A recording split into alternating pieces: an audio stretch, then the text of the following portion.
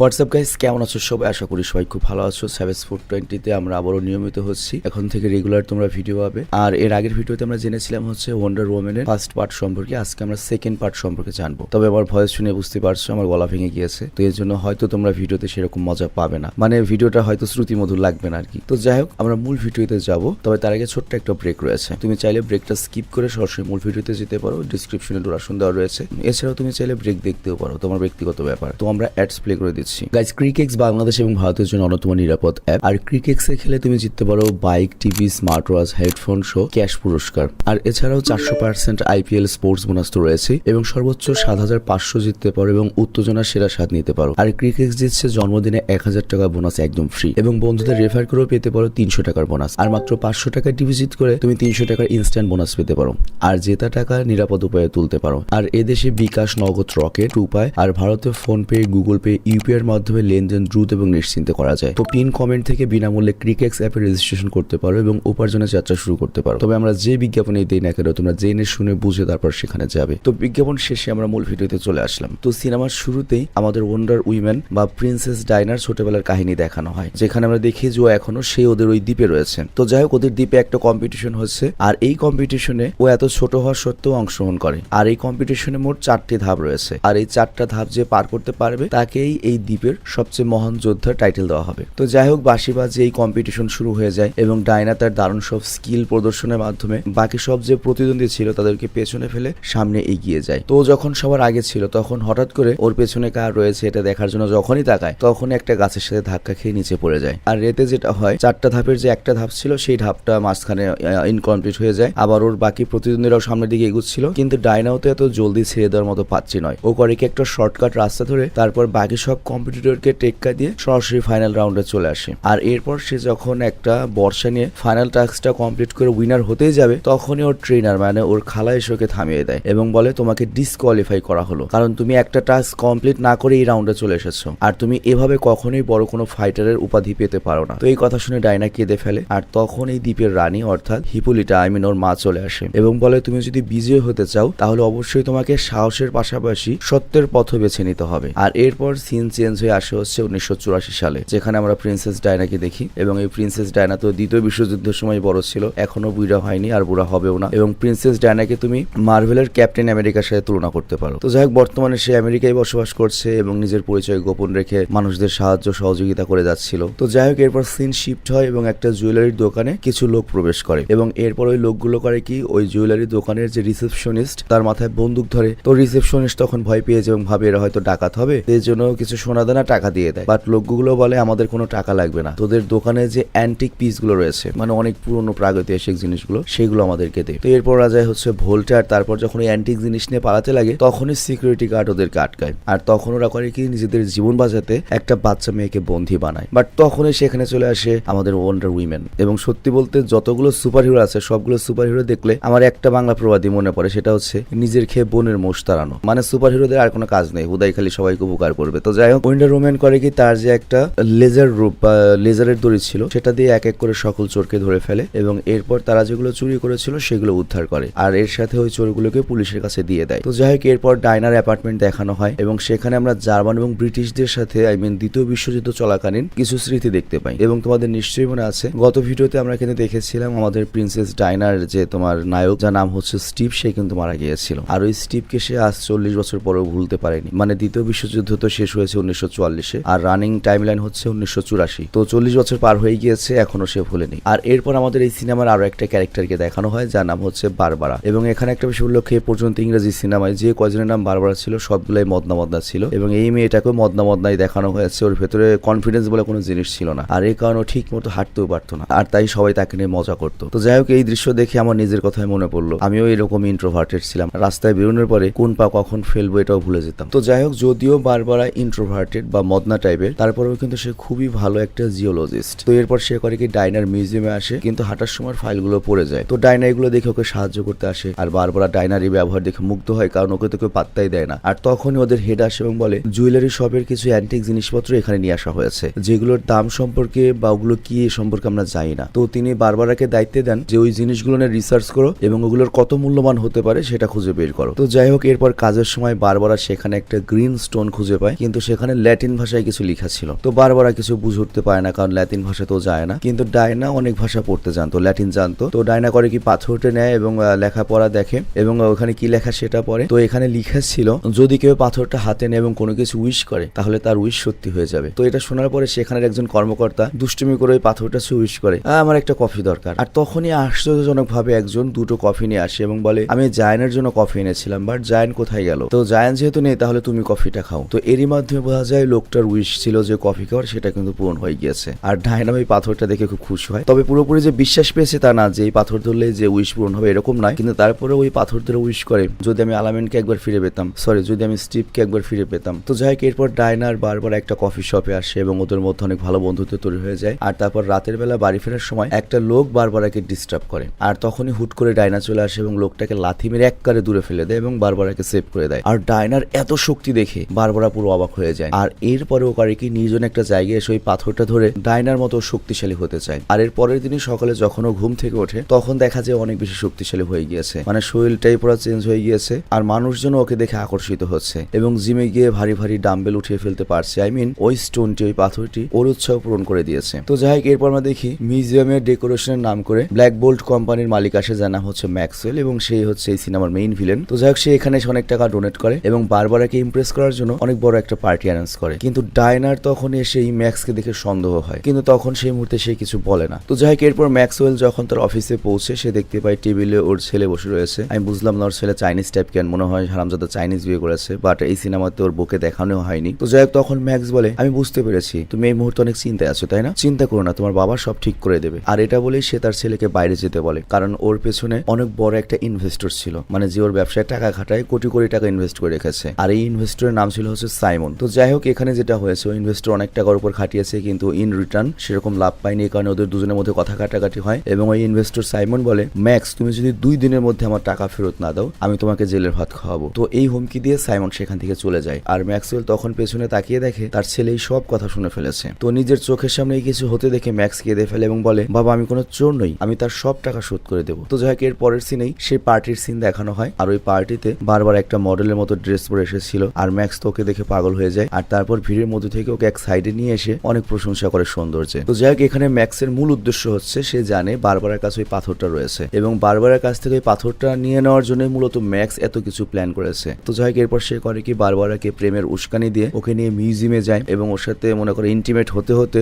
Russia Ukraine যুদ্ধ খেলতে খেলতে হঠাৎ করে সুযোগ বুঝে সেই ড্রিম পাথরটা পকেটে ঢুকিয়ে নেয় এবং সেখান থেকে পালিয়ে যায়। কিন্তু এদিকে ডায়নার কিছু গন্ডগোল মনে হয় এবং ডায়নার সোজা সেই পার্টিতে চলে আসে এবং ম্যাক্সওয়েলকে খুঁজে বের করার চেষ্টা করে। বাট তখনই একজন অজানা ব্যক্তি ডায়নাকে ডাকতে শুরু করে। তো ডায়না যখন সেই লোকটার দিকে তাকায় ডায়না স্টিভকে দেখতে পায়। আর এটা দেখে ডায়না একদম চমকে যায়। যদিও স্টিভ মারা গিয়েছে 40 বছর আগে, তবে তারপরেও ডায়না যেহেতু ওই স্টোনের কাছে স্টিভকে চেয়েছিল এই জন্য স্টিভের আত্মা অন্য একজন মানুষের শরীরে প্রবেশ করে ডায়নার কাছে ফিরে এসেছে। তো বিশ্বের বাকি সবাই ওই লোকটাকে অন্য চেহারায় দেখলেও একমাত্র ডায়না ওকে স্টিভের রূপে দেখতে পাবে। মানে এটাই হচ্ছে ওই পাথরের কেরামতি। মানে লজিকটা কি ভাই, এত আজগুবি লজিক। তো যাই হোক, এরপর দেখা যায় তারা দুজন একসাথে গল্প করতে করতে কোয়ালিটি টাইম স্পেন্ড করছে। আর এইদিকে ম্যাক্সওয়েলের কাছে সেই ড্রিম স্টোনটা তো চলে এসেছে। তো এরপরে ম্যাক্স করে কি সেই ড্রিম স্টোনটা ধরে এবং উইশ করে আমি একজন উইশ মাস্টার হতে চাই এবং আমি সবার উইশ পূরণ করতে চাই। তো এটা বলার পরেই পাথরটা ধুলায় পরিণত হয় এবং ম্যাক্সওয়েলের ভেতরেই তখন সেই পাথরের পাওয়ারটা চলে যায়। মানে ম্যাক্সওয়েল যদি তোমাকে বলে যে যা তুই একটা মিয়া খালিফার মতো বউ পাবি, তুমি তাই পাবে। তো যাই হোক, পরের দিন স্টিভ ডায়নাকে নিয়ে ঘুরতে বের হয় এবং স্টিভ সবকিছু দেখে অনেক আশ্চর্য হয়, কারণ পৃথিবী অনেক উন্নত হয়ে গিয়েছে। তবে এরপর ডায়না বলে তুমি সবচেয়ে যেটা পছন্দ করো চলো আমি তোমাকে এখন সেটা দেখাবো। আর আমরা জানি স্টিভ কিন্তু একটা পাইলট ছিল। তো এরপর স্টিভকে করে কি এয়ার স্পেস সেন্টারে নিয়ে যাওয়া হয় এবং ওকে সব অত্যাধুনিক রকেট এবং ফাইটার জেট দেখায়। আবার এইদিকে ম্যাক্সওয়েল আসে হচ্ছে সেই ইনভেস্টর সাইমনের কাছে এবং তাকে ধরে বলে তুমি কি চাও বলো, আমি তোমাকে সেটাই দেবো। তো সাইমন বলে আমি চাই আমার তেলের অনেক ব্যবসা হোক, আমার তেল খনি সবসময় ভরে থাকুক। কিন্তু সাইমনের এই উইশ পূরণের পরিবর্তে ম্যাক্সওয়েল সাইমনের কাছে এই কোম্পানির মালিকানা চায় আর তারপর কৌশলে পুলিশকে ধরিয়ে দিয়ে সাইমনের সকল সম্পত্তিও দখল করে ফেলে। আবার এইদিকে ডায়না পুরোপুরি নিশ্চিত হয়ে যায় যে এই পাথরটা আসলেই সবার উইশ পূরণ করতে পারে। আর এই কারণে সে বারবারকে বলে যে ওই পাথরটা কোথায়, বাট বারবার তখন বলে ওই পাথরটা তো আমি ম্যাক্সকে দিয়ে দিয়েছি। আর তখন ডায়না বলে তুমি এই কাজ কিভাবে করতে পারো, বাট এই কথা শুনে বারবার রেগে যায় এবং বলে তুমি আমার উপর হুকুমতি চালাতে পারো না, তোমার যদি এতই প্রয়োজন হয় নিজে খুঁজে নাও। তো এরপর ডায়নার স্টিভ চলে যায় হচ্ছে ব্ল্যাকবোর্ডের অফিসে আর এরপর সেখানে গিয়ে ও ম্যাক্সওয়েলকে আর খুঁজে পায় না। আর তখন ডায়না একটা ম্যাগাজিন পায় এবং সেটার মাধ্যমে জানতে পারে যে ম্যাক্সওয়েল বর্তমানে মিশরের কায়রোর উদ্দেশ্যে গিয়েছে এবং ডায়না বুঝতে পারে ম্যাক্সওয়েল ওই পাথরটির অপব্যবহার করবে, যেভাবেই হোক ওকে থামাতে হবে। তো এরপর ডায়নার স্টিভ করে কি একটা অ্যারোনটিক্যাল স্পেসে গিয়ে গিয়ে একটা প্লেন চুরি করে আর তারপর স্টিভ রানওয়েতে সেই প্লেনটা চালানো শুরু করে। সিকিউরিটি গার্ড ওদের বাধা দিতে গেলে ডায়না তার শক্তি প্রয়োগ করে কিছুক্ষণের জন্য প্লেনটাকে গায়েব করে দেয় বা অদৃশ্য করে দেয় এবং তারা খুব সহজে প্লেনটি নিয়ে কায়রো বা মিশরের উদ্দেশ্যে রওনা দেয়। তো এরপর প্লেনটা যখন কায়রোতে পৌঁছায় তখন দেখা যায় যে আতশবাজি ফুটছিল আর তারপর স্টিভ আর ডায়না দুজনে মিলে রোমান্টিক দৃশ্যটা উপভোগ করে। আর এরপর আমাদের আবারও বারবারাকে দেখানো হয় এবং আমরা দেখি ওই লোকটা আবারও বারবারাকে রাস্তায় একা পেয়ে ডিস্টার্ব করছে, কিন্তু এইবার বারবার ওই লোকটিকে বেদম কেলানি দেয়। বাট তখন একটা ভিখারি এসে বলে এই লোকটিকে এইভাবে কেন তুমি মারলে? বাট তখন বারবার ওই ভিক্ষুকের উপরে চিৎকার করে তাদের তোর কি? মানে বারবারার শক্তি বাড়ার সাথে সাথে শারীরিক পরিবর্তনের সাথে সাথে তার মানসিক পরিবর্তন হয়েছে। মানে সে আগে একটা ভালো মানুষ ছিল, এখন আর মনে করে ভালো মানুষ নেই। তো এরপর সিনেমার দৃশ্য চেঞ্জ হয়, আমরা দেখতে পাই ম্যাক্সওয়েল পৌঁছে গিয়েছে কায়রোর সবচেয়ে বড় অয়েল কিং এর কাছে। তো ম্যাক্সওয়েল তখন তাকে জিজ্ঞাসা করে আপনার উইশ কি? আপনি আমার কাছে যা চাইবেন আমি তাই পূরণ করে দেবো, কিন্তু তার বদলে আমি আপনার কাছ থেকে কিছু চেয়ে নেব। তো তখন ওই অয়েল কিং বলে আচ্ছা ঠিক আছে, আমার পূর্বপুরুষদের যত সম্পত্তিগুলো ছিল সেগুলো আবার আমার হয়ে যাক, যেগুলো সরকার বর্তমানে দখল করে রেখেছে। তো এই কথা শুনে ম্যাক্সওয়েল বলে আচ্ছা ঠিক আছে। আর তখনই কায়রোতে শহরের মাঝে বিশাল একটা দেয়াল তৈরি হয়ে যায়। তো এটা দেখে সাধারণ মানুষ সাংবাদিকরা তো অবাক হয়ে যায়। আর তারপর ম্যাক্সওয়েল বাড়ি ওই কিং এর কাছে চায় যে তোমার সম্পত্তি তোমাকে দিয়েছি, এর বদলে তোমার যত তেল খনি রয়েছে সব আমাকে দিয়ে দাও। আর তখন কায়রোর কিং বলে আমি তো গতকালে আমার সমস্ত তেলের কূপ বিক্রি করে দিয়েছি, আমেরিকার কাছে বিক্রি করে দিয়েছি, তোমার একটু দেরি হয়ে গিয়েছে আসতে। তো এই কথা শুনে ম্যাক্সওয়েল অনেক বেশি রেগে যায় এবং বলে তেলের কূপ নেই তাই কি হয়েছে, তোর কাছ থেকে আমি সবকিছু কেড়ে নিয়ে গেলাম এবং তোর সিকিউরিটি গার্ডও। তো এটা বলে সে কায়রোর কিমকে হুমকি দিয়ে তার সিকিউরিটি ফোর্স কিনে সেখান থেকে চলে যায়। তো এখানে একটা লজিকলেস যে একটা ব্যাপার, চিন্তা করো ম্যাক্সওয়েল ও তো অন্যের ইচ্ছাই পূরণ করতে পারে, আর ওর মেন উদ্দেশ্য কি টাকা, ওটা তো উইশ করলেও পেতে পারে। তাহলে এতজনের উইশ পূরণ করে পুরো দুনিয়ার মধ্যে বিশাল বড় দেয়াল করে দিতে পারে, তাহলে তেল বেচে টাকা আনতে হবে কেন? ওর নিজের উইশেই তো নিজে টাকার মালিক হতে পারে, কোটিপতি হতে পারে, আমেরিকার প্রেসিডেন্ট হতে পারে। মানে এই জায়গাটা আমি বুঝলামই না। তো যাই হোক, এরপর ম্যাক্সওয়েল যখন রাস্তা দিয়ে যাচ্ছিল তখন ডায়না আর স্টিভও সেই রাস্তা দিয়ে যাচ্ছিল আর তখন ডায়না ওদেরকে দেখে ফেলে। আর ওই মুহূর্তে ডায়না করে কি ওয়ান্ডার উইমেনের পোশাকটা পরে এবং বেরিয়ে এসে ম্যাক্সওয়েলের কাছে গিয়ে বলে ওই পাথরটা কোথায়? ম্যাক্সওয়েল তখন ডায়নাকে বলে ওই পাথর তোমার সামনে রয়েছে। বাট এই কথা ডায়না বুঝতে পারে না। আর তখন ম্যাক্সওয়েলের অর্ডারে সিকিউরিটি ফোর্স করে কি ডায়না এবং স্টিভকে অ্যাটাক করে। আর তখন ওয়ান্ডার উইমেন বা ডায়নাও করে ওদেরকে মারতে থাকে, এক এক করে সবকে মারতে থাকে। বাট এরপরেই ম্যাক্সওয়েল করে একটা মিসাইল লঞ্চ করে যেটা বাচ্চাদের উপর প্রায় পড়তেই গিয়েছিল। তো ডায়না কখনোই চাইতো না যে তার লড়াইয়ের মাধ্যমে কোনো বাচ্চার জীবন যাক। তো এর জন্য ডায়না করে কি তার লেজার রোপ ইউজ করে মিসাইলটা আটকে দেয় এবং অনেক বাচ্চার জীবন বাঁচায়, কিন্তু এর ফলে ওর শরীরে অনেক বেশি আঘাত পায়। তো এখানে একটা মজার কথা বলি, এই ডায়না হচ্ছে ইসরায়েলি এবং সেই ইসরায়েলি সেনাবাহিনীর গাজা যে তোমার হত্যাযজ্ঞ চালিয়েছে তার সবচেয়ে বড় সাপোর্টার। তো বিশ্বাস না হলে তুমি ইউটিউবে দেখো, অথচ নাকি এখানে বাচ্চাদের বাঁচাতে চায়। পুরাটা দুনিয়া হিপ্রোকেট ভাই। তো যাই হোক, এরপর ডায়নার কাছে স্ট্রিপ আসে। তবে এই ড্রিম স্টোনের একটা নিয়ম ছিল, ওই ড্রিম স্টোন যদি কারো ইচ্ছা পূরণ করে এর বিনিময়ে যার ইচ্ছা পূরণ হলো তারও একটা জিনিস চলে যায়। তো ডায়না যেহেতু স্টিভকে ফেরত চেয়েছে আর এই কারণে ডায়নার ভেতরে যে শক্তি ছিল সুপার হিরোর শক্তি সেটা আস্তে আস্তে কমতে শুরু করেছে। তো এরপরে ডায়না করে কি সরাসরি কল করে মিউজিয়ামে থাকা বারবারাকে এবং বলে তুমি পাথরটি সম্পর্কে আরো ভালো মতো রিসার্চ করো এবং আমাকে দ্রুত জানাও এই সম্পর্কে তুমি যতদূর জানতে পারো। তো এরপর বারবারা করে কি একটা ইন্ডিয়ান তান্ত্রিকের কাছে পৌঁছা, যার নাম হচ্ছে মনোজ। আর ডায়না আর স্টিভও সেই মনোজের কাছে যায়। আর এরপর মনোজ করে কি একটা বই বের করে এবং বলে এই পাথরটি অনেক হাজার বছর আগে গড অফ লাইস ডলাস এই পাথরটি খারাপ কাজের জন্য বানিয়েছিল এবং যুগে যুগে রাজার এই পাথরটি পেতে চেয়েছিল বলেই অনেক সভ্যতা শেষ হয়ে গিয়েছে। আর এখন তো এই পাথরও শেষ হয়ে গিয়েছে, এখন আর কিছু করার নেই। বাট ডায়না তখন বলে অবশ্যই কোনো না কোনো সমাধান রয়েছে, তুমি খুঁজে বের করো। তখন মনোজ বলে সমাধান তো বইতেই লেখা রয়েছে, এটার সমাধান হলো এই পাথরটিকে নষ্ট করে দাও কিংবা যে যেটা উইশ করেছিল সেটা আবার ফিরিয়ে দাও। আর এইদিকে ম্যাক্সওয়েল অনেক বেশি অসুস্থ হয়ে পড়ে আর তখন ম্যাক্সওয়েল করে কি তার ছেলের কাছে যায় আর ছেলে তখন বলে বাবা তুমি কি অসুস্থ?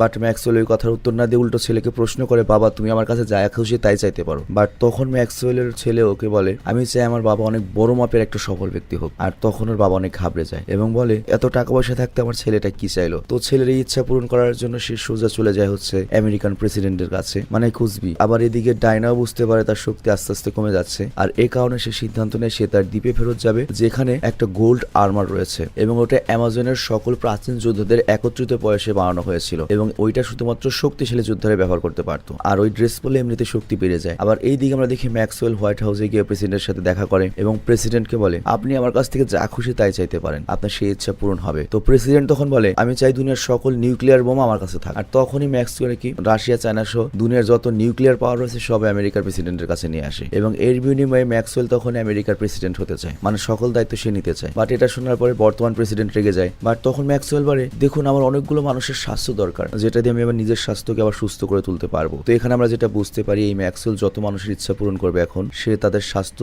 চুষতে পারবে, নিতে পারবে। এবং এরপর ম্যাক্সওয়েল বের হয়ে যাওয়ার সময় একটা আল্ট্রাসনিক ব্রডকাস্টের স্ক্রিন দেখতে পায়, মানে এটার মাধ্যমে দুনিয়ার যে কোনো ডিভাইসের মধ্যে বাধ্যতামূলক মনে করো তোমার চেহারা বা কোনো কিছু ব্রডকাস্ট করা যায়। তো ম্যাক্সওয়েল তখন বলে আমি আমাকে এখনই বিমানে করে সে আল্ট্রাসনিক ব্রডকাস্টের কাছে নিয়ে চলো, আমি পুরো দুনিয়ার মানুষের ইচ্ছা পূরণ করতে চাই। বাট তখনই সেখানে ডায়না চলে আসে এবং ম্যাক্সওয়েলকে থামানোর চেষ্টা করে। আর ম্যাক্স আর ডায়নার মধ্যে ফাইট শুরু হলো, তখন এখানে চলে আসে বারবারা এবং বারবারা আর ডায়নার মধ্যে চমৎকার একটা ফাইট হয়। মানে বুঝতেই পারছো বারবারা তো ওই পাথরের কাছ থেকে ডায়নার মতো শক্তিশালী হতে চেয়েছিল, মানে বারবারার মধ্যে এখন সুপার হিউম্যানের পাওয়ার চলে এসেছে, আর তাই ডায়না বারবারার সাথে পেরে ওঠে না। তাছাড়া ডায়নার শক্তিও কিন্তু কমে এসেছে, তো ডায়না এখানে সুবিধাই করতে পারে না এবং বারবারা ওই তার ক্ষমতা কাজে লাগিয়ে ম্যাক্সওয়েলকে নিয়ে সেই ব্রডকাস্টের কাছে চলে যায়। আর এরপর আমরা দেখি স্টিভ ডায়নাকে সামলায়, আর অন্যদিকে পুরো দুনিয়ার বেহাল অবস্থা, কারণ ম্যাক্স অনেক মানুষের ইচ্ছা পূরণ করায় মানুষদের মধ্যে আবল তাবল মারামারি শুরু হয়ে গিয়েছে। কেউ রাজা হইতে চেয়েছে, ওটা হতে যাচ্ছে, কেউ ক্ষমতাশালী হতে চেয়েছে, বুঝতেই পারছো। আর তখন স্টিভ ডায়নাকে বলে একটা কাজ করো, তুমি তোমার ইচ্ছাটা ফিরিয়ে নাও, তাহলে তুমি তোমার শক্তি ফেরত পাবে। কারণ অনেক কষ্টের পরে 40 বছর পরে সে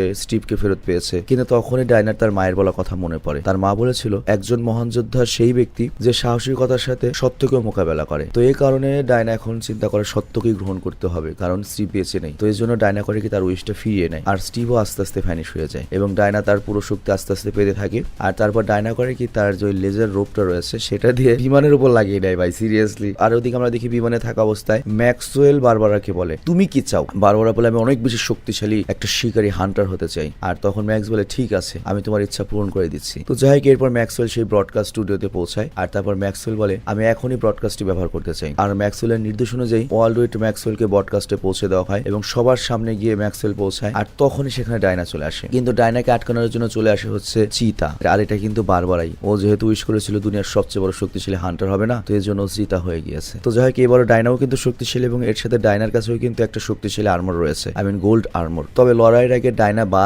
বারবারাকে বোঝানোর চেষ্টা করে, কিন্তু বারবারা কোনো কথাই কানে না। দুজনের মধ্যে সেই লেভেলের একটা ফাইট হয় এবং মারামারির এক পর্যায়ে দুজনই পানিতে পড়ে যায়। আর তখন ডায়না বারবারাকে ইলেকট্রিক শক দিয়ে অজ্ঞান করে ফেলে, কিন্তু বারবারা যাতে পানিতে ডুবে মারা না যায় জন্য ওকে তুলে বাইরে নিয়ে আসে। আর তারপর ডায়না পৌঁছায় ম্যাক্সওয়েলের কাছে। বাট ততক্ষণে ম্যাক্সওয়েল ব্রডকাস্টের মাধ্যমে লাইভ এসে ওয়ার্ল্ড পৌঁছে গিয়েছিল এবং সে সাধারণ মানুষের ইচ্ছা পূরণ করছিল এবং ইচ্ছা পূরণ করে করে সে তার হেলথটা রিফান্ড করছিল, স্বাস্থ্য ঠিক করছিল। কিন্তু এখানে আবার একটা সমস্যা রয়েছে, সবার ইচ্ছা যদি একই হয়, সবাই যদি ধনী হতে চায়, এটা তো সম্ভব না, তাহলে গরিব হবে কে? একজনের তো ড্যামেজ দিতেই হবে। তো এই কারণে যেটা হচ্ছে, একদিকে ইচ্ছা পূরণ হচ্ছিল, আরেকদিকে ক্ষতি হচ্ছিল আরেকটা। আবার ম্যাক্সওয়েলের এত শক্তি বৃদ্ধি পেয়েছিল যে ডায়না ওর সামনে আসতেই পারছিল না। তো যাই হোক, এরপর ওয়ান্ডার ওম্যান ডায়না যখন ম্যাক্সওয়েলের সাথে লড়াই করতে ব্যর্থ হয়, তখনই ডায়না করে কি তার ওই লেজার রূপটা ব্যবহার করে ওই ব্রডকাস্টের যে ক্যামেরা সেটা নিজের দিকে ঘুরিয়ে নেয় এবং এতক্ষণ ম্যাক্সওয়েল যে ব্রডকাস্ট ইউজ করছিল, ডায়না করে সেই ব্রডকাস্টে ঢুকে যায় এবং দুনিয়ার সবার উদ্দেশ্যে বলে এতক্ষণ আপনারা যারা আপনাদের উইশ পূরণ করেছিলেন, এর বিনিময়ে আপনারা আপনাদের স্বাস্থ্য এবং প্রিয় বস্তুকে অবশ্যই হারাবেন। নিজেদের সবকিছু হারানোর পরিবর্তে আপনারা দয়া করে